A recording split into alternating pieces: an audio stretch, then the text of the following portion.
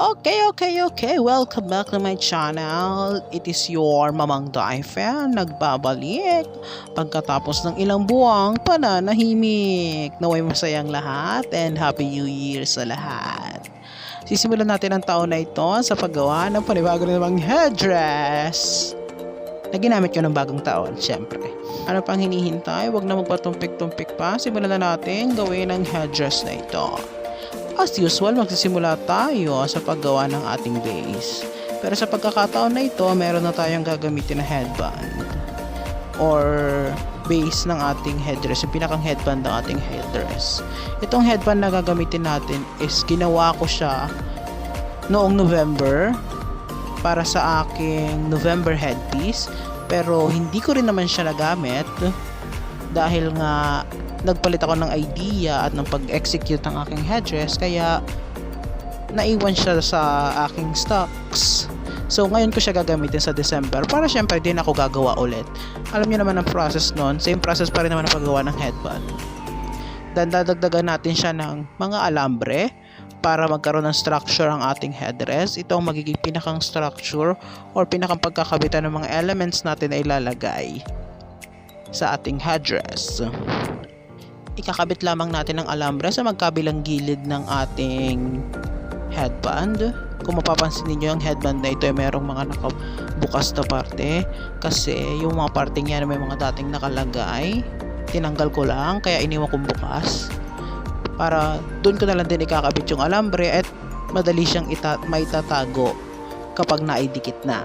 Well, that's the perks of recycling your headbands.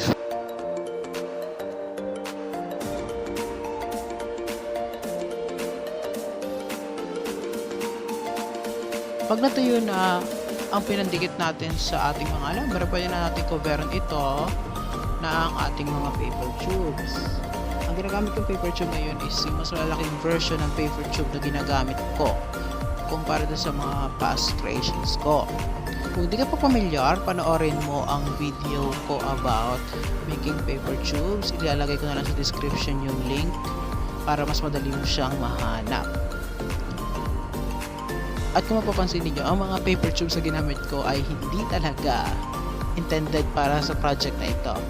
Ito ay mga tira or scraps lamang ng aking decorations para sa Pasko. Ito kasi yung ginamit kong material para sa Pasko. Pag na-cover na natin yan, magpapatuloy tayo sa pagdadagdag ng base or yung pinakapagdidikitan naman ng ating mga element. Ang susunod syempre is magdadagdag pa tayo ulit ng another set ng mga alambre. This time naman, hindi siya katulad ng nauna na arc type. Ito naman ay parang branch. Ito ang magsisilbing pagsasabitan ng isa sa ating mga element na ilalagay mamaya. Ngayon, magpapatuloy naman tayo sa paglalagay ng base.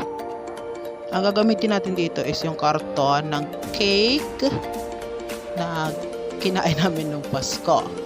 Yes po, ang ginagamit ko mga material sa mga headdress ko is yung mga scraps or mga basura na nakikita ko dito sa bahay. Cut lang po kayo ng isang buong circle, then hatiin nyo sa dalawa, then yun po ang gagamitin ninyo na base para sa ating elements.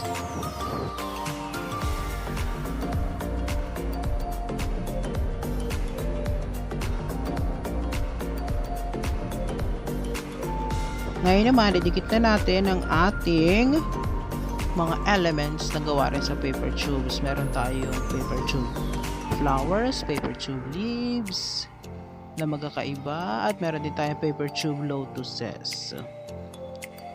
Ididikit lamang po natin ito at kaya po na nakita. Bago ko po siya idikit, tinitignan ko po muna kung ano magiging itsura niya kapag nakalagay na sa ating base. At kapag masaya na ako sa nakikita ko, tsaka ko siya ididikit gamit ang ating hot glue gun.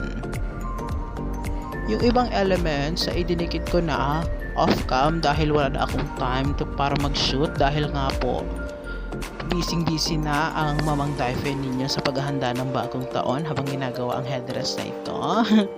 Talagang isinabay niya po talaga ang gawain na ito sa paghahanda para sa pagsalubong sa bagong taon. Pagpasensyahan niyo na po.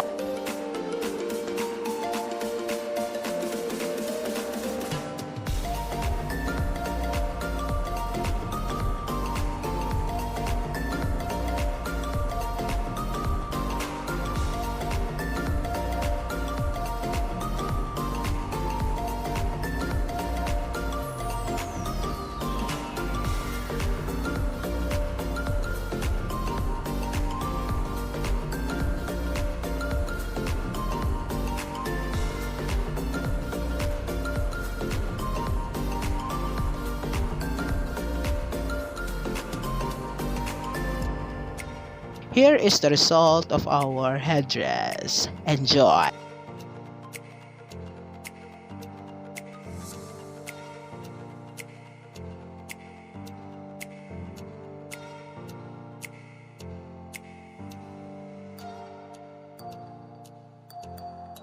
At kung natuwa ka sa panonood ng video na ito, please subscribe to my channel, Mamang Daifed, and hit the bell button para ma-notify ka sa tuwing may lalabas kaming panibagong video.